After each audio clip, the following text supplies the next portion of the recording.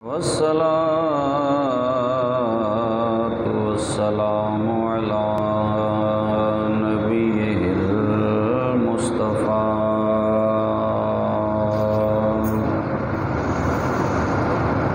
وعلى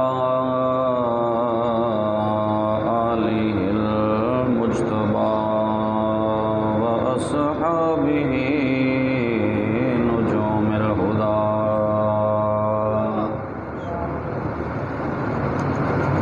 أما بعد فأعوذ بالله من الشيطان الرجيم. بسم الله الرحمن الرحيم. حاميم والكتاب المبين. إنا أنزلناه في ليلة مباركة إنا كنا منذرين فيها يفرق كل أمر حكيم أمرا من عندنا إنا كنا مرسلين. آمنت بالله صدق الله مولانا العظيم وبلغنا رسوله النبي الكريم. إن الله وملائكته يصلون على النبي يا أيها الذين آمنوا صلوا عليه وسلموا تسليما. الصلاة والسلام عليك يا سيدي يا رسول الله وعلى آلك وصحابك يا سيدي يا حبيب الله. الصلاة والسلام عليك يا سيدي يا جد الحسن والحسين وعلى آلك وصحابك يا سيدي يا إمام القبلتين ويا نبي الحرمين. مولاي صل وسلم دائما أبدا على حبيبك خير الخلق كلهم. لي خمسة نطفي بها حر الوباء الحاتمة المصطفى والمرتضى وابناهما والفاطمة. السلام علیکم. بندے پروردگارم امت احمد نبی دوست دارے چار یارم تابع اولاد علی مذہب حنفیہ دارم ملت حضرت خلیل خاک پائے غوث اعظم زیر سایہ ہر ولی.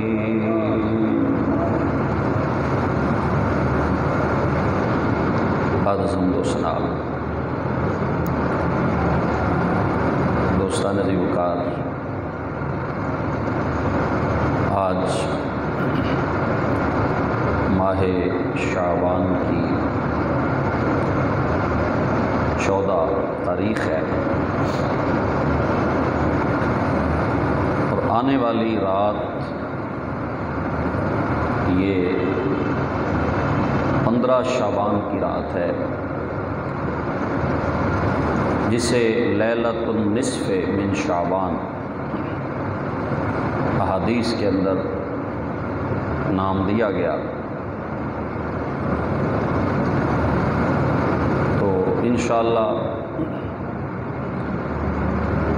اس رات کے حوالے سے چند باتیں آپ کے سامنے عرض کی جائیں گی. اور چونکہ آج یہ میڈیا کا دور ہے ہر بندہ اپنی تحقیق، چاہے وہ جہالت پر مبنی ہو، وہ لوگوں کے سامنے پیش کر رہا ہے، اور بعض ہمارے دوست ایسی باتوں میں آ کر وہ پوری امت کے اوپر یہ جہالت کا فتویٰ لگا دیتے ہیں کہ اس رات کا کہیں ذکر نہیں۔ وہ کہتے ہیں جی اس رات کو عبادت کرنا کہیں ثابت نہیں۔ تو یہ لوگوں کے اندر اضطراب پیدا کرنا ہے، شکوک و شبہات پیدا کرنا ہے۔ انشاءاللہ آپ کے سامنے چند باتیں احادیث طیبہ کی روشنی میں عرض کی جائیں گی کہ یہ رات سرکار کے دور سے لے کر آج تک اس کی فضیلت پر سب کا اتفاق ہے۔ سب سے پہلے یہ جو مہینہ ہے شعبان المعظم، اس کی فضیلت کا ذکر بھی احادیث میں متعدد مقامات پر موجود ہے۔ حضرت عائشہ صدیقہ رضی اللہ تعالیٰ عنہ وہ فرماتی ہیں کہ حضور رمضان کے بعد سب سے زیادہ روزے شعبان میں رکھا کرتے تھے۔ تو یہ پوچھا گیا کہ یا رسول اللہ صلی اللہ علیہ وسلم آپ اس مہینے میں زیادہ روزے کیوں رکھتے ہیں شعبان میں؟ تو سرکار علیہ الصلوۃ والسلام نے فرمایا کہ اس مہینے کے اندر عمل اٹھائے جاتے ہیں، اعمال جو بندوں کے ہیں وہ اللہ کی بارگاہ میں پیش کیے جاتے ہیں۔ پورا سال جو روزے کسی نے رکھے، نمازیں پڑھی، زکوٰۃ دی، حج کیا، تو سارے سال کے عمل اکٹھے کر کے اللہ کی بارگاہ میں پیش کیے جاتے ہیں۔ تو فرمایا میں پسند کرتا ہوں کہ جب میرے عمل اللہ کی بارگاہ میں پیش ہوں تو میں حالت روزہ میں ہوں۔ اور دوسری روایت میں ہے کہ سرکار نے فرمایا اس مہینے میں پورا سال مرنے والوں کی فہرست وہ فرشتے کے حوالے کر دی جاتی ہے کہ فلاں بندہ فلاں تاریخ کو فلاں وقت انتقال کرے گا، فوت ہوگا۔ تو میں چاہتا ہوں جب میری موت کا فیصلہ لکھا جائے، کیا جائے، تو میں اس وقت حالت روزہ میں۔ اس کا مطلب ہے اس مہینے کو الگ سے جو عظمت ہے، امتیازی حیثیت ہے، وہ حضور نے خود عطا فرما دی۔ سرکار نے خود بیان کر دیا کہ اس مہینے میں موتوں کے فیصلے ہوتے ہیں اور اس مہینے میں عمل اللہ کی بارگاہ میں پیش کیے جاتے ہیں۔ اور حضور علیہ الصلوۃ والسلام کثرت سے اس مہینہ میں روزے رکھا کرتے تھے۔ کثیر احادیث اس پر موجود ہیں کہ اس میں آقا صلی اللہ علیہ وسلم زیادہ روزے رکھا کرتے تھے۔ تو یہ مہینہ پھر حضور نے فرمایا شعبان و شہری و رمضان و شہر اللہ، کہ شعبان میرا مہینہ ہے، رمضان اللہ کا مہینہ ہے۔ اور حضور دعا فرمایا کرتے اللہم بارک لنا فی رجب و شعبان و بلغنا رمضان، اے اللہ ہمارے رجب میں بھی برکت دے، شعبان میں بھی برکت دے، اور ہمیں رمضان کی رونقیں دیکھنا نصیب فرما، ہمیں رمضان تک پہنچا دے، یعنی رمضان المبارک کا مہینہ نصیب فرمائیے، حضور دعا فرمایا کرتے۔ تو شعبان کو اللہ کریم نے بڑی فضیلت عطا فرمائی ہے، اور اس کے اندر ایک رات ہے جسے عام علماء جو کہتے ہیں شب برات، شب برات، اس کے اور بھی بہت سے نام ہیں، لیلۃ الرحمہ، لیلۃ القدر بھی اس کا دوسرا نام ہے، لیلۃ السق، بہت سے نام علماء نے لکھے ہیں۔ مشہور نام کیا ہے؟ شب براءت، کہ براءت والی رات۔ براءت کا مطلب کیا ہوتا ہے؟ آزادی، چھٹکارا۔ اس رات اللہ پاک حضور کے امتیوں کو جہنم سے آزادی عطا فرماتا۔ تو اس کا ذکر احادیث کے اندر صحاح ستہ کے اندر موجود ہے۔ اس رات کی فضیلت کا بیان وہ صحاح ستہ کے اندر، سنن ترمذی کے اندر، سنن نسائی کے اندر، سنن ابن ماجہ کے اندر، اور اس کے بعد مشکات شریف کے اندر، مسند ابی یعلا کے اندر، بہت ساری احادیث کی کتب کے اندر اس کا باقاعدہ ذکر موجود ہے، اور حضرت امام ترمذی رحمۃ اللہ تعالیٰ علیہ نے باقاعدہ باب بنایا ہے کہ باب ما جاء فی لیلۃ النصف من شعبان، پورا باب ہی انہوں نے بنایا کہ جو روایتیں 15 شعبان کے بارے میں آئی ہیں، امام ترمذی نے پورا باب بیان فرمایا۔ وہ کہتے ہیں ہے ہی کوئی نہیں، حدیث ہی کوئی نہیں، کوئی ذکر نہیں اس کا، کوئی اس کی عبادت نہیں، یہ پتہ نہیں کس جگہ پڑھتے ہیں اور امت کو انتشار کے اندر مبتلا کرتے ہیں۔ امام ترمذی رحمۃ اللہ تعالی علیہ، حضرت امام نسائی، حضرت امام ابن ماجہ، یہ تینوں صحاح ستہ کی کتابیں ہیں، ان میں یہ روایتیں موجود ہیں کہ نبی پاک صلی اللہ علیہ وسلم نے اس رات میں خود باقاعدہ عبادت فرمائی، باقاعدہ حضور علیہ الصلوۃ والسلام نے اس رات میں عبادت کی ہے، اور حضور جنت البقیع میں خود تشریف لے گئے رات کو۔ تو اس پر یہ چند احادیث میں عرض کرتا ہوں۔ یہ جو ابھی میں نے بتایا جامع الترمذی کی یہ حدیث پاک ہے، اور مشکات شریف کے اندر بھی یہ حدیث پاک اسی حوالہ سے موجود ہے کہ نبی پاک صلی اللہ علیہ وسلم سے یہ روایت کون بیان کرتی ہیں؟ حضرت اماں عائشہ صدیقہ رضی اللہ تعالی عنہا۔ توجہ سے سنیں یہ باتیں، پھر آپ کو یہ کام آئیں گے۔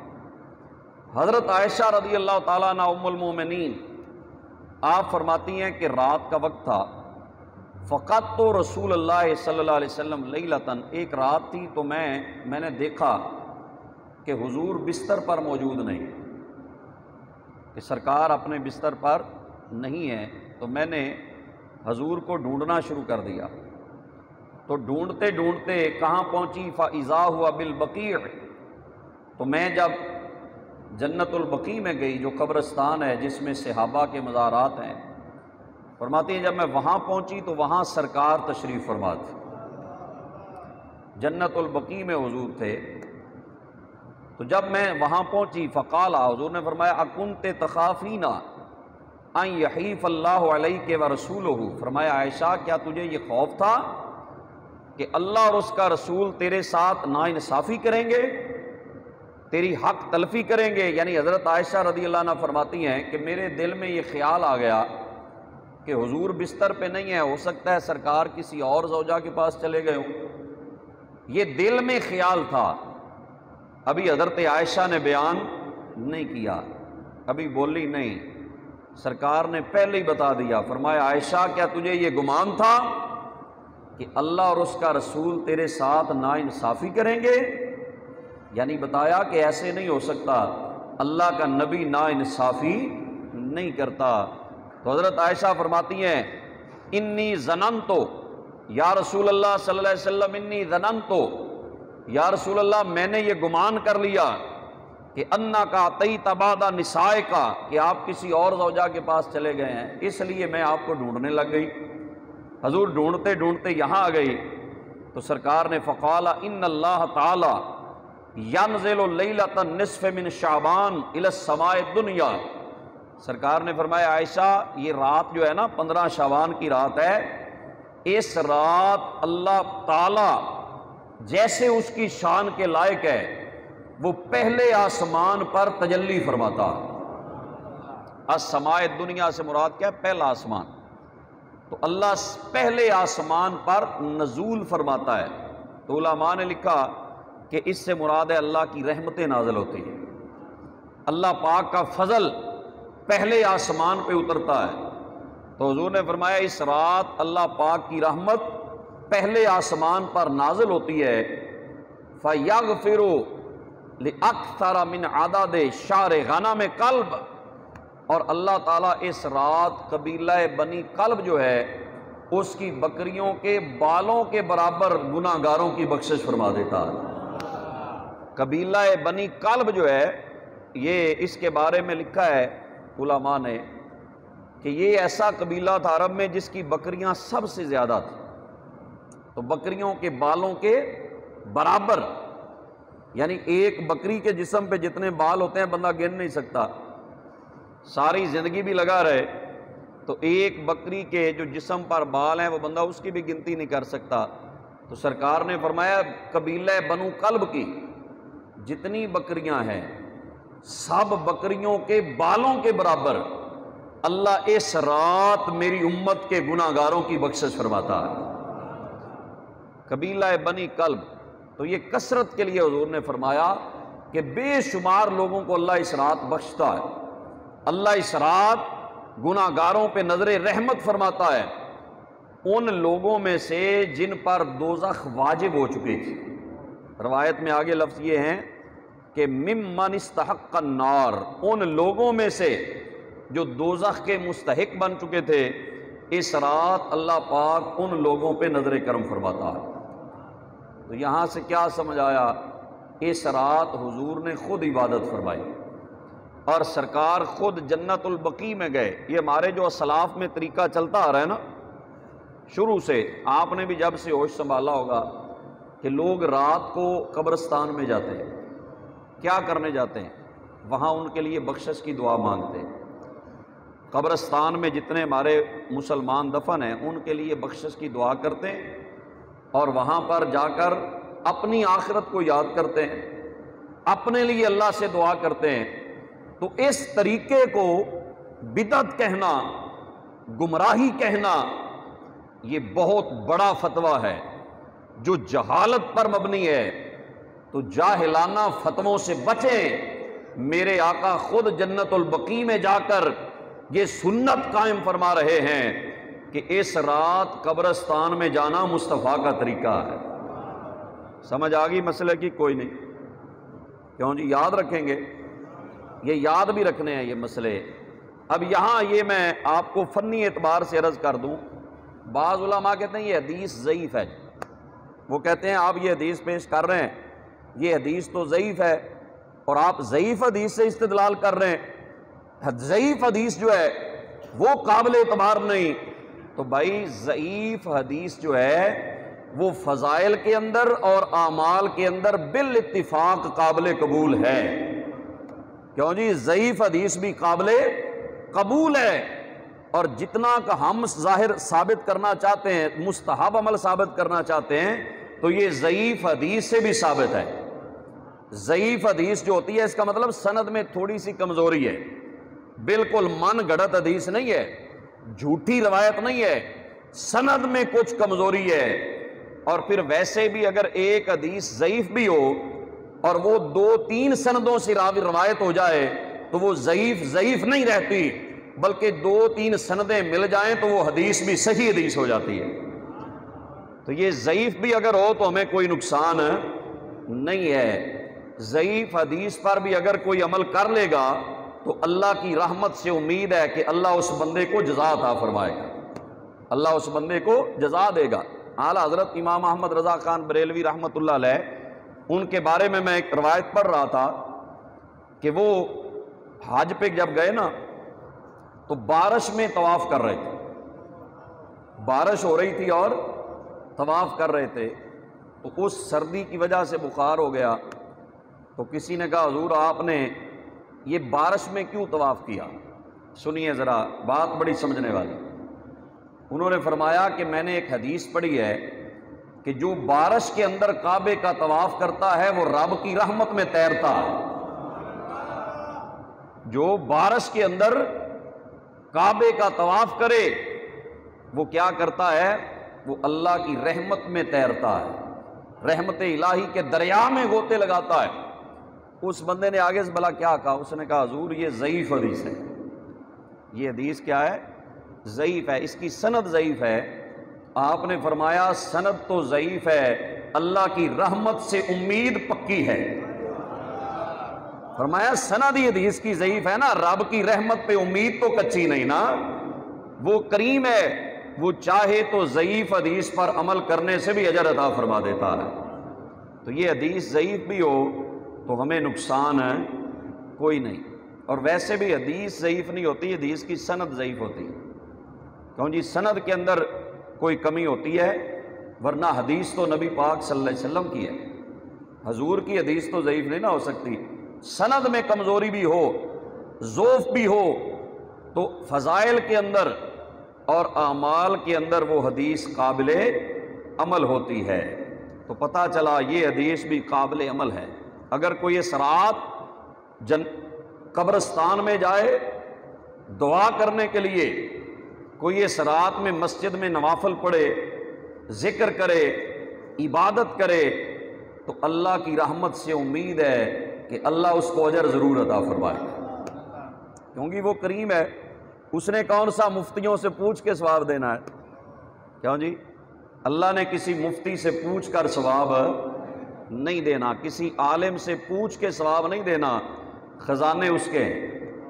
اور اس کی رحمت تو بہانے تلاش کرتی ہے کہ چلو کسی وقت صحیح میرا بندہ میری بارگاہ میں آ جائے، کوئی وقت تو میرا بندہ آ کے مجھ سے مانگ لے، میں اس پہ نظر کرم فرما دوں۔ تو یہ ایک حدیث پاک، اور دوسری حدیث پاک حضرت مولا کائنات حضرت مولا علی شیر خدا بیان فرماتے ہیں۔ کبھی حدیث سن کے بھی سبحان اللہ کہہ دیا، کیوں جی؟ تو شعر بھی ایک سنا دیا تو آپ نے نعرے بھی لگانے ہیں۔ تو حدیث پاک سن کر اپنے دلوں کو منور کریں، روشن کریں۔ حضرت مولا علی شیر خدا اس حدیث کے راوی ہیں، وہ فرماتے ہیں قال رسول اللہ صلی اللہ علیہ وآلہ وسلم، حضرت علی فرماتے ہیں حضور نے فرمایا اذا کانت لیلۃ النصف من شعبان، فرمایا جب شعبان کی 15ویں رات آتی ہے، جب شعبان کی 15ویں رات آتی ہے تو کیا کرو؟ فرمایا فقوموا لیلہا وصوموا نہارہا، فرمایا رات کو عبادت کیا کرو، دن کو روزہ رکھا کرو۔ جب 15 شعبان آئے تو کیا کرو؟ رات کو قیام کرو، یعنی نوافل پڑھو، عبادت کرو، ذکر کرو، اللہ سے معافی مانگو۔ 15 شعبان کی رات آئے تو قیام کیا کرو، وَصُومُوا نَهَارَهَا، اور جب دن آئے تو روزہ رکھا کرو۔ جب دن آئے تو کیا رکھو؟ روزہ رکھا کرو۔ یہ حضرت مولا علی فرماتے ہیں حضور نے فرمایا، اور آگے فرمایا فَإِنَّ اللَّهَ تَعَالَى يَنزِلُ فِيهَا لِغُرُوبِ الشَّمْسِ إِلَى السَّمَاءِ الدُّنْيَا، فرمایا اس رات سورج غروب ہونے سے لے کر اللہ کی رحمت پہلے آسمان پہ آتی ہے۔ جیسے ہی سورج ڈوبے گا تو اللہ کی رحمت پہلے آسمان پہ آئے گی، اپنی شان کے ساتھ، اپنی رحمت کے ساتھ، اپنے کرم کے ساتھ، اپنے فضل کے ساتھ اللہ کریم پہلے آسمان پر تجلی فرمائے گا۔ اور پھر کیا ہوگا؟ فرمایا فَيَقُولُ، اللہ فرماتا ہے أَلَا مُسْتَغْفِرٍ فَأَغْفِرَ لَهُ، اللہ فرماتا ہے کوئی بخشش مانگنے والا، ہے کوئی معافی مانگنے والا، میں اس کی بخشش اس کو عطا فرماؤں۔ مستغفر، کوئی ہے معافی مانگنے والا، کوئی ہے استغفار کرنے والا، کہ میں اس کو کیا کروں؟ بخش دوں، معافی عطا فرما دوں۔ تو یہ اللہ کی بارگاہ سے آواز آتی ہے، کوئی معافی مانگنے والا ہے تو آ جاؤ، چلو پورا سال نہیں آئے آج رات ہی آ جاؤ، کیوں جی؟ یہ اللہ کی بارگاہ سے آواز آتی ہے کہ ہے کوئی معافی مانگنے والا۔ اب توبہ ہے، دروازے کھلے ہیں، توبہ کر لو، اللہ سے معافی مانگ لو، اور گزرے جو ہوئے ہیں نا گناہ ان پہ شرمندہ ہو جاؤ، اور آئندہ اللہ سے وعدہ کر لو۔ کیوں جی؟ جو توبہ ہے نا، توبہ اس کے تقاضے بھی ہیں، یہ بھی ذہن میں رکھیں۔ یہ نہیں کہ صرف آئیں رات کو مسجد میں اور استغفر اللہ کی 2 تسبیحاں کر کے واپس چلے جائیں، کیوں جی؟ اور اگلے دن پھر وہی عمل، اگلے دن پھر وہی رشوت، اگلے دن پھر وہی کرپشن، اگلے دن پھر وہی ملاوٹ۔ اگر یہی کرنا ہے تو یہ توبہ نہیں۔ توبہ یہ ہے کہ شرمندگی سے آنسو آ جائیں اور بندہ اللہ سے وعدہ کر لے، مولا جو گزر گئی بخش دے، آئندہ وعدہ کرتا ہوں میں تیرے حکم کی خلاف ورزی نہیں کروں گا۔ گزرے ہوں پہ معافی مانگے، یعنی آسان طریقہ اس کا توبہ کی آسان میں آپ کو تشریح اگر کر دوں نا تو وہ کیا کر سکتا ہوں میں اپنے ناقص علم کے مطابق توبہ کی سادہ تشریح عرض کر دیتا ہوں، رب سے صلح کر لو۔ کیوں جی؟ اللہ تعالیٰ سے صلح کر لو، اللہ سے جب صلح ہو جائے گی تو پھر سارے معاملے آسان ہو جائیں گے۔ رب سے جب صلح ہو جائے گی نا تو پھر رب کی رحمتیں بھی ملیں گی، رب کا کرم ملے گا، رب کا فضل ملے گا، رب کی عنایات ملیں گی۔ جب حضرت موسیٰ علیہ السلام کوہ طور پہ گئے نا، بارش نہیں ہو رہی تھی، تو ایک کھلے میدان میں وہ سارے بنی اسرائیل کے لوگوں کو لے کر آئے اللہ سے بارش مانگنے کے لیے کہ یا اللہ بارش دے دے۔ بڑے دن مانگتے رہے، بارش نہ ہوئی۔ اللہ نے وحی بھیجی، فرمایا موسیٰ ایسے بارش نہیں آئے گی۔ یا اللہ کیا معاملہ ہے؟ فرمایا ان لوگوں کے اندر ایک شخص ایسا ہے کہ جو 40 سال سے ہماری حکم کی خلاف ورزی کر رہا ہے، 40 سال ہو گئے ہیں یہ ہماری نافرمانی کر رہا ہے، اس کو نکال دو، یہ نکل جائے تو پھر ہم بارش عطا فرمائیں۔ حضرت موسیٰ علیہ السلام کھڑے ہوئے، انہوں نے کہا کہ بھائی بات سنو، بارش اگر لینی ہے نا تو ایک بندہ ہے جو 40 سال سے اللہ کے حکم کی خلاف ورزی کر رہا ہے، اللہ کی نافرمانی کر رہا ہے، وہ اٹھ کے چلا جائے۔ اللہ نے حکم دے دیا، جائے گا تو بارش آ جائے گی۔ اب اسے پتا تھا کہ میں ہوں، اسے علم تھا کہ میں ہی ہوں جو 40 سال سے اللہ کے حکم کی خلاف ورزی کر رہا ہوں۔ تو اب کہا یا اللہ اگر میں اٹھ کے جاؤں تو اتنے لوگوں میں بڑی شرمندگی ہے، یا اللہ اگر میں اٹھ کے جاؤں گا تو ہمیشہ کے لیے بدنام ہو جاؤں گا کہ دیکھو یہ وہ بدبخت ہے جس کی وجہ سے اللہ نے بارش نہیں دی، یہ وہ گناہ گار ہے جس کی وجہ سے اللہ کی رحمت نہیں ہوئی، اتنا بڑا گناہ گار ہے۔ اسی وقت سر سجدے میں رکھا، کہا مولا جو گزر گئی معاف کر دے، آئندہ میں تجھ سے صلح کرنا چاہتا ہوں۔ تو پھر رب بھی کریم ہے نا، وہ رحیم ہے، جے میں ویکھاں عملاں ولے تے کچھ نہیں میرے پلے، تے جے میں ویکھاں رحمت تیری تے بلے بلے بلے، تے عدل کریں تے تھر تھر کمبن اچیاں شاناں والے، تے فضل کریں تے بخشے جاون میں ورگے منہ کالے۔ تو اس کا اللہ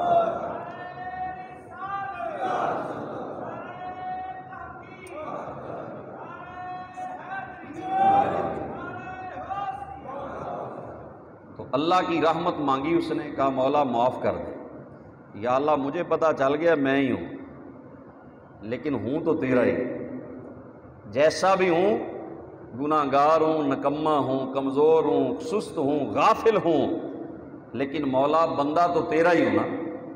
تو اگر معاف کر دے گا تو تیرا کیا جائے گا، تو کرم کر دے گا تو تیری رحمت میں کمی نہیں آئے گی۔ سر سجدے میں رکھا، رویا، اللہ سے معافی مانگی، تو ادھر سے بادل آئے، بارش شروع ہو گئی۔ حضرت موسیٰ علیہ السلام حیران، اللہ نے فرمایا تھا بارش آئے گی، جب وہ چلا گیا یا اللہ نکلا کوئی نہیں، بارش آ گئی۔ اب بارش جب رک گئی نا، حضرت موسیٰ نے سوال کیا مولا تیرے راز اپنے ہیں، تیری حکمتیں اپنی ہیں، یا اللہ تو نے کہا تھا وہ نکلے گا تو بارش آئے گی، نکلا بھی کوئی نہیں، بارش بھی آ گئی، یا اللہ اس میں راز کیا ہے؟ فرمایا موسیٰ جس بندے کی وجہ سے پہلے بارش نہیں آ رہی تھی، اب اسی کی وجہ سے ہم نے بارش عطا فرمائی ہے، اسی کی وجہ سے بارش آئی ہے۔ یا اللہ کیا ہوا؟ فرمایا اس نے ہم سے صلح کر لی، اس نے معافی مانگ لی ہے، اس نے کہا مولا گزرے ہوئے معاف کر دے، آئندہ تیری نافرمانی نہیں کروں گا۔ تو جب بندہ توبہ کرتا ہے تو اللہ پاک کی رحمت اس بندے کو مایوس نہیں کرتی۔ فرمایا اس نے توبہ کی ہے، ہم نے اس کے گناہ معاف فرما دیے۔ پوچھا یا اللہ داستے سے ہی کیڑا ہے کیوں جی؟ یا اللہ بتا تو صحیح وہ کون ہے جو اتنا گناہ گار تھا کہ جس کی وجہ سے بارش نہیں ہو رہی تھی، اور اب اتنا پاک ہو گیا کہ تو نے اس کی وجہ سے بارش دی ہے۔ فرمایا موسیٰ جب وہ ہمارا نافرمان تھا ہم نے اس وقت پردہ نہیں کھولا، اب تو ہمارا یار بن گیا ہے۔ فرمایا اب ہم اسے کیوں رسوا کر دیں، اب ہم اسے کیوں لوگوں کے سامنے شرمندہ کریں؟ اچھا یہ بات تو کتابوں میں پڑھی ہے نا آپ نے، میں آپ کو اپنا چشمدید واقعہ بتا دوں کہ وہ کتنا کریم ہے، وہ کتنا رحیم ہے، صدقے جائیں اس کی کرم نوازیوں کے۔ خدا کی قسم ہم ہی بھولے ہوئے ہیں، رب ہمیں نہیں بھولتا۔ ہم دور ہیں، رب ہم سے دور نہیں، ہم غافل ہیں، وہ رب علیم بذات صدور ہے۔ ہم اللہ کو بھلاتے ہیں، رب ہمیں نہیں بھلاتا۔ وہ کریم ہے، وہ رحیم ہے۔ اور 100 حصے ہو نا رحمت کے، تو سرکار نے فرمایا اللہ نے ایک حصہ ساری دنیا کو دیا ہے، 99 اس کے پاس ہے۔ جس کے پاس 99 حصے ہیں وہ بھلا بندوں کو مایوس کر سکتا ہے؟ وہ کریم ہے۔ محفل ہو رہی تھی بڑی خوبصورت، حضور کے میلاد کی محفل تھی، تو ہمیں تو اتنا پتہ نہیں، ایک بندہ بیٹھا تھا محفل میں ساتھ ہی، اس نے ووٹ کے کھڑا ہو گیا، اس نے کہا جی 1 منٹ محفل روک دیں۔ محفل رک گئی۔ اس نے کہا جی اس محفل میں کسی بندے نے شراب پی ہوئی، کوئی شرابی ہے، بدبو آ رہی ہے شراب کی محفل میں سے۔ ہمیں تو اتنا پتہ نہیں تھا شراب کی بدبو کیسی ہوتی ہے، اللہ تعالیٰ بس بچائی رکھے سب کو، اللہ پاک محفوظ رکھے۔ تو وہ اٹھ کے کھڑا ہو گیا، اس نے کہا بھائی بات سنو، جس نے شراب پیا نکل جائے، حضور کی محفل میں شراب پی کے نہ آیا کر۔ میں شراب کی سپورٹ نہیں کر رہا، میں توبہ کی سپورٹ کر رہا۔ شراب تو حرام ہے، نجس ہے، حضور نے منع فرمایا، اللہ نے منع فرمایا۔ اس نے کہا بھی جس نے شراب پیا اٹھ کے دفع ہو جاؤ باہر۔ سردی کا موسم تھا، اس نے اوپر چادر لی ہوئی تھی، میں اپنی آنکھوں دیکھا واقعہ بیان کر رہا ہوں۔ اس بندے نے چادر نہ اور لپیٹ لی، جیسے ہی اس نے سر اٹھایا لائٹ بند ہو گئی۔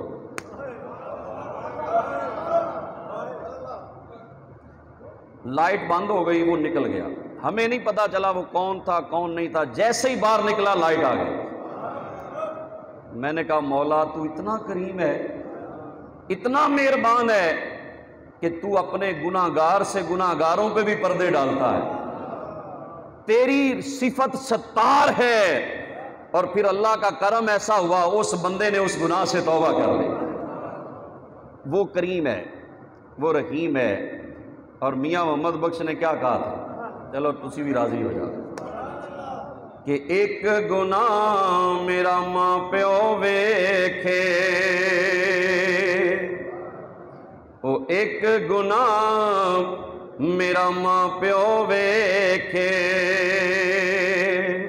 تے دیوے دیس نکالا، تے 100 گناہ میرا مولا ویکھے، اور 100 گناہ میرا مولا ویکھے، تے پردے پاون والا،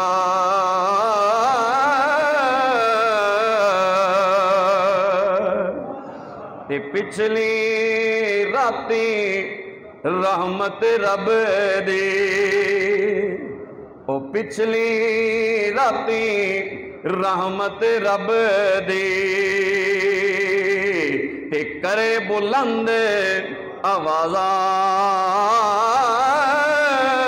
اوے بخشش منگن والیاں کارن، تے کھلا ہے دروازہ،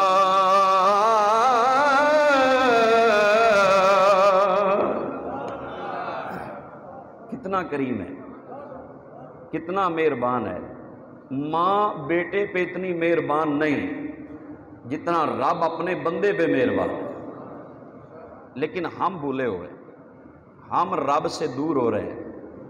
ہم نے اللہ کو بلایا ہے، لیکن اس کی رحمت تو اب بھی انتظار کر رہی ہے، بندے آ جا، آ جا، میری رحمت کے دروازے کھلے، تو توبہ تو کر۔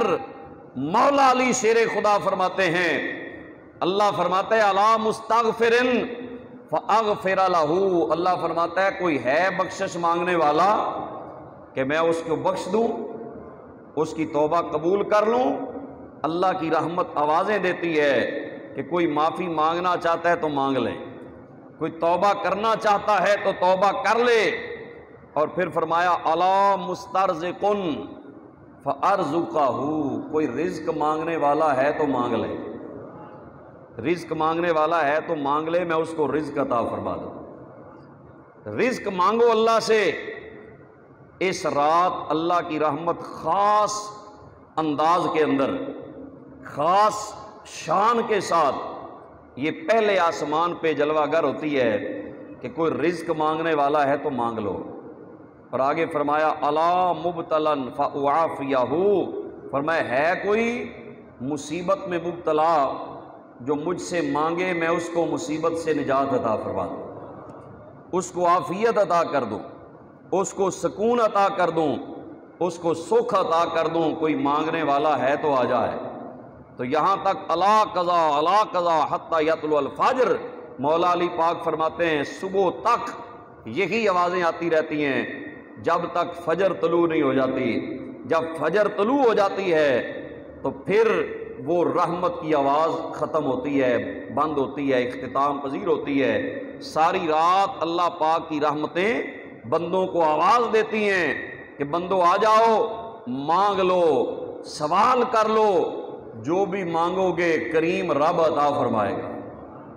اور اگلی روایت حضرت ابو موسیٰ اشعری رضی اللہ تعالیٰ عنہ سے، یہ بھی بڑے جلیل القدر صحابی، حضرت سیدنا ابو موسیٰ اشعری رضی اللہ تعالیٰ عنہ، وہ فرماتے ہیں کہ اللہ کے رسول صلی اللہ علیہ وسلم نے فرمایا کہ ان اللہ تعالی لیطلع فی لیلۃ النصف من شعبان، کہ اللہ اس رات نظر رحمت فرماتا ہے جب 15 شعبان کی رات آتی ہے، خاص نظر رحمت فرماتا ہے۔ اور فیغفر لجمیع خلقہ، اپنی ساری مخلوق کو بخش دیتا ہے، الا لمشرک او مشاہن، دو بندے، اس روایت میں کہ دو قسم کے بندے اس رات بخشش سے محروم رہتے ہیں۔ وہ کون سے دو قسم کے بندے ہیں؟ ایک تو جو مشرک اور کافر ہے، جو اللہ کو مانتا ہی نہیں، جو ایمان ہی نہیں لاتا، وہ بندہ اللہ کی بخشش سے اس رات محروم رہتا ہے۔ مومنوں کو بخشش ملتی ہے۔ اور دوسری چیز کیا ہے؟ مشاہن، دل میں کینہ رکھنے والا، نفرت رکھنے والا، بغض رکھنے والا۔ جو مومن ایک دوسرے سے نفرت رکھتے ہیں نا بغیر کسی شرعی وجہ کے، تو اس رات وہ بخشش سے محروم رہتے ہیں۔ اب یہاں سے یہ بات بھی میں آپ کو عرض کر دوں کہ یہ کتنا بڑا گناہ ہے، نفرت دل میں رکھنا کتنا بڑا گناہ ہے، جو ہمارے عام معاشرے کے اندر یہ چیز پائی جاتی ہے کہ ہم دنیا کے کسی معاملے کی وجہ سے ایک دوسرے سے بغض رکھتے ہیں، کینہ رکھتے ہیں، عداوت رکھتے ہیں۔ کوئی شرعی وجہ نہیں ہوتی۔ شرعی وجہ تو یہ ہے کہ آپ کا اگر کوئی دوست ہے، وہ شرابی ہے، نماز نہیں پڑھتا، دین سے دور ہے، تو آپ اس کو سمجھائیں، نہیں سمجھتا تو اس کو سمجھانے کے لیے کہیں بھائی میں نے تم سے بولنا نہیں اگر تم نے نماز نہ پڑھی، تاکہ اس کو احساس ہو کہ میں نے نماز پڑھنی ہے۔ لیکن بلا وجہ نفرت رکھنا، بغیر کسی وجہ کے کسی سے عداوت رکھنا، سرکار نے فرمایا اس رات وہ بندہ بخشش سے محروم رہتا ہے۔ ہاں توبہ کر لے تو پھر اللہ اس کی بھی بخشش فرما دیتا ہے۔ اس رات جو کینہ رکھنے والا ہے، اچھا یہ مشاہن کے لفظ ہیں، جس کے دل میں بغض ہے، کینہ ہے، عداوت ہے، تو ہمیں ہے تو بڑا مشکل کام کہ دل سے کینہ دور کرنا، نفرت دور کرنا، عداوت دور کرنا۔ اس کے بہت سے طریقے ہیں۔ ایک طریقہ تو یہ ہے کہ السلام علیکم جو اب ہم کہتے ہیں نا، تو اس سے نفرت دور ہوتی ہے، کینہ دور ہوتا ہے، اندر جو عداوت ہے وہ کیا ہوتی ہے؟ دور ہوتی ہے۔ ہم تو جب سلام ہی ختم کر دیتے ہیں تو پھر اور زیادہ نفرت ہو جاتی ہے، لیکن سلام ختم کرنے کی اجازت نہیں۔ 3 دن کسی مومن سے یہ قطع تعلقی کرنا بغیر شرعی وجہ کے، یہ حرام عمل ہے۔ اور سرکار نے فرمایا جو پورا سال کسی مسلمان سے کلام نہ کرے عداوت کی وجہ سے، اس کا گناہ اور قتل کرنے کا گناہ برابر ہے۔ وہ اسی طرح ہے جیسے اس نے مومن کو قتل کیا ہے، 1 سال اس سے بات نہیں کی۔ اختلاف ہو جاتا ہے، بھائیوں میں ہو جاتا ہے، بہنوں میں ہو جاتا ہے، بیٹے باپ میں ہو جاتا ہے، لیکن کیا اس اختلاف کا مطلب یہ ہے کہ ہم پوری زندگی سلام دعا ختم کر دیں؟ کیا یہ طریقہ ہے کہ ہم بالکل تعلقات ختم کر کے نفرتیں بڑھا دیں؟ نہیں، اللہ اس بات کو پسند نہیں فرماتا، نہ اللہ کے محبوب نے اس بات کو پسند فرمایا۔ اگر اختلاف ہو بھی جائے نا، حضرت سیدنا امام حسین رضی اللہ عنہ اور حضرت محمد بن علی، یہ دونوں بھائی ہیں، باپ کی طرف سے سگے ہیں، حضرت علی دونوں کے باپ ہیں، تو دونوں میں اختلاف ہو گیا۔ بات بڑی پیاری ہے، سنیے، اختلاف ہو گیا، کسی بات سے نہ لڑائی ہو گئی۔ حضرت امام حسین بڑے تھے، وہ چھوٹے تھے، تو وہ حضرت امام حسین لڑ کے نہ چلے گئے، گھر چلے گئے، تو محمد بن علی جو تھے، محمد بن حنفیہ بھی ان کو کہتے ہیں، انہوں نے لوگوں سے کہا جو بیٹھے تھے، اگر کہو تو ابھی حسین کو بلاؤں، اگر کہو تو ابھی آ جائے۔ انہوں نے کہا جی وہ لڑ کے گئے، اب جلدی نہیں آئیں گے، اب صلح جلدی نہیں ہوگی۔ تو کئی لوگ ہوتے ہیں وہ صلح ہونے نہیں دیتے، یہ بھی ایک بہت بڑی نکتے کی بات ہے جو آپ مجھ سے زیادہ جانتے ہیں۔ کچھ لوگ ہوتے ہیں ان کی جیب میں پٹرول کی بوتل ہوتی ہے، یہ بھی ذہن میں رکھنا، وہ جہاں دیکھتے ہیں تھوڑی سی لگی ہے بس پھر تھوڑا سا پٹرول ڈالتے ہیں اور لگ جاتی ہے۔ پٹرول لے کے نہ گھوما کریں، پانی لے کے گھوما کریں، جہاں لگی ہو بجھایا کریں، لڑائیاں نہ بڑھائیں، محبتیں پیدا کریں۔ حضرت بابا فرید رحمت اللہ علیہ کو پاس ایک بندہ کینچی لے کے آیا، تو انہوں نے تحفہ ہدیہ، اس نے کہا حضور یہ تحفہ پیش کرتا ہوں، ہدیہ ہے قبول فرمائیں۔ آپ نے فرمایا یہ ہم نے نہیں لینا، واپس چلے جاؤ، لے جاؤ اپنا تحفہ، ہمیں اگر دینی ہو نا تو سوئی دینا۔ آواز آ رہی ہے کوئی نہیں؟ فرمایا اگر ہمیں ہدیہ دینا ہے تو کیا دو؟ سوئی دینا۔ اس نے کہا حضور یہ کیا فرق، کینچی سوئی کیا فرق ہے؟ انہوں نے فرمایا کینچی کا کام کاٹنا ہوتا ہے، سوئی کا کام سینا ہوتا ہے۔ اللہ اکبر۔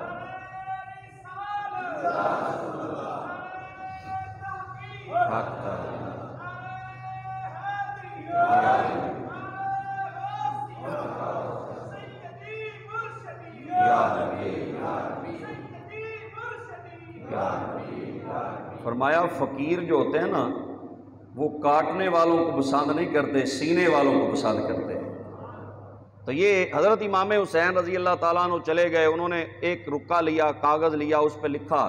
حضرت محمد بن حنفیہ نے کیا لکھا؟ انہوں نے فرمایا میرے بھائی حسین السلام علیکم لکھ کے کہا کہ میں نے حدیث پاک سنی ہے، نبی پاک صلی اللہ علیہ وسلم کا فرمان ہے کہ دو بھائی اگر آپس میں جھگڑ پڑیں تو جو پہلے جا کے معافی مانگے گا وہ جنت میں پہلے جائے گا، وہ جنت میں پہلے جائے گا۔ تو اب آپ کی مرضی ہے، آپ نے صلح کرنی ہے تو آ جائیں۔ وہ جیسے ہی اس نے جا کے رکا دیا نا تو امام علی مقام مسکرائے اور اٹھ کے کھڑے ہو گئے، فوراً چل پڑے اور آ کے اپنے بھائی کو سینے سے لگا لیا اور معذرت کی، انہوں نے بھی معذرت کی۔ اچھا اگلی بات اس سے بھی بڑی محبت والی، حضرت امام محمد بن علی جو تھے انہوں نے کہا کہ اے میرے بھائی میں نے جو آپ کو بلایا نا میں بھی پہلے آ سکتا تھا کہ میں آ جاتا اور آپ سے معافی مانگ لیتا، میری شان میں کمی نہیں آنی تھی۔ میں نے آپ کو اس لیے بلایا ہے کہ حدیث پاک میں یہ ہے جو پہلے صلح کرے گا وہ پہلے جنت میں جائے گا۔ تو میری ماں عام ہے، آپ کی ماں سیدہ کائنات ہے، تو میں چاہتا تھا اس نیکی میں بھی آپ مجھ سے آگے نکل جائیں، جنت میں داخل ہونے میں بھی آپ مجھ سے پہلے جنت میں جائیں۔ تو صلح کر لی، صلح کر لی۔ تو یہ بتایا نفرتیں بانٹنا یہ مومنوں کا طریقہ نہیں ہے۔ اچھا اس حدیث کی شرح میں حضرت مفتی احمد یار خان نعیمی انہوں نے بڑی خوبصورت تشریح کی ہے۔ وہ کہتے ہیں یہ جو شروع سے چل رہا ہے نا، اس رات لوگ حلوہ پکاتے ہیں، کئی لوگوں کو حلوے سے بڑی تکلیف ہے، سبحان اللہ کہہ دے، کئی بندوں کو حلوے سے بڑی پریشانی، پتہ نہیں کیا مسئلہ ہے، ان کو بھی دے دیا کرے۔ اور بھائی یہ تو حضور کی پسند ہے۔ حضرت عائشہ فرماتی ہیں کانا رسول اللہ صلی اللہ علیہ وسلم یحب الحلوہ والعسل، حضور حلوہ پسند کرتے تھے اور شہد پسند فرمایا کرتے تھے۔ کیوں جی حضور کی پسند ہے۔ تو سرکار علیہ الصلوۃ والسلام آپ حلوے کو پسند فرماتے تھے۔ تو حلوہ اس رات لوگ پکاتے ہیں، یہ میرے پاس کتاب ہے، انہوں نے فرمایا اس کی وجہ بلا کیا ہے؟ اس کی وجہ یہ ہے کہ پرانا طریقہ یہ ہے، جو صحابہ کا بھی طریقہ تھا نا، وہ کوئی چیز پکا کے اپنے رشتہ داروں میں بھی بھیجا کرتے، ہمسایوں کو بھی دیا کرتے، کیونکہ حدیث پاک ہے تہادو تہابو، فرمایا تحفے دیا کرو محبت بڑھ جاتی ہے، ہدیے دیا کرو محبت بڑھتی ہے۔ اس رات ہدیہ دیا جاتا ہے کہ بھائی کینے والے کی بخشش نہیں ہوگی، میں ہدیہ آپ کو بھیج رہا ہوں کہ اگر دل میں کینہ ہے تو دور ہو جائے، اس رات اللہ ہم پہ بھی نظر رحمت فرما دے۔ یہ ہے جی حلوے کی حقیقت۔ یہ جو ہم چیزیں پکا کے ہمسایوں کو بھیجتے ہیں، رشتہ داروں کو بھیجتے ہیں، تو یہ اچھا عمل ہے، یہ برا عمل نہیں ہے۔ تو اس لیے حلوے سے پریشانی، کیونکہ میڈیا پہ بڑے ایسے لوگ آ گئے ہیں، وہ بڑی مذاق اڑاتے ہیں، لو جی یہ حلوہ کھاتے ہیں، لو جی یہ فلاں چیز کھاتے ہیں، یہ فلاں چیز کھاتے ہیں۔ الحمدللہ حلوہ کھاتے ہیں، کسی کا حق تو نہیں نہ کھاتے، کیوں جی؟ کسی کی زمین پہ قبضہ تو نہیں نہ کرتے، کسی کا مال چوری کر کے تو نہیں کھاتے۔ حلال کھانا مومنوں کا طریقہ ہے، حرام کھانا فاسقوں کا طریقہ ہے۔ تو یہ حلوہ اس رات اگر کوئی بیچتا ہے تو یہ کوئی بدعت، کوئی گناہ والا عمل نہیں۔ ہاں اگلی بات بھی ہے، یہ نہیں کہ حلوہ کھا کے سو جائیں، کیوں جی؟ یہ بھی معاملہ ہے، کئی نے میرے جیسے انہوں نے حلوہ کھا کے سو جانا ہے، انہوں نے کہنا چلو جی حلوہ تے کھا لیا اور سویرے سے۔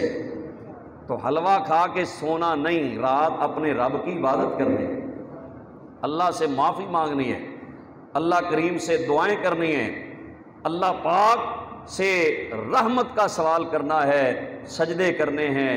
تو جہاں کوئی محفل ہو 10 منٹ 20 منٹ آدھا گھنٹہ اس میں بھی شرکت کریں، پھر الگ الگ اپنی بہتر یہ ہے کہ عبادت الگ الگ کریں، ذکر کریں۔ گھروں میں مائیں بہنیں بیٹیاں وہ اپنے گھروں میں مصلے بچھائیں اور اللہ سے معافی مانگیں، پوری امت کے لیے بخشش کا سوال کریں۔ یہ رات ضائع کرنے والی نہیں ہے۔